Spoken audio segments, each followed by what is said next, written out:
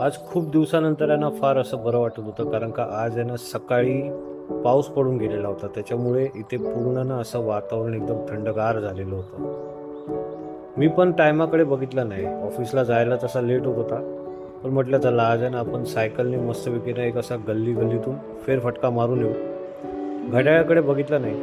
ऑफिसला उशीर होत होता. पण म्हटलं आज ह्या वातावरणाचा आपल्याला आस्वाद घ्यायलाच पाहिजे. आपल्याला कॅमेऱ्यात आपल्या घ्यायलाच पाहिजे. त्याच्यामुळे मी निघालो. घड्याळ नाही बघितलं, काय बघितलं नाही. सरळ सायकल काढली आणि आपल्या गल्ली-गल्लीतून फेरा मारत होतो. ही आहे आमच्या एरियामधली शाळा.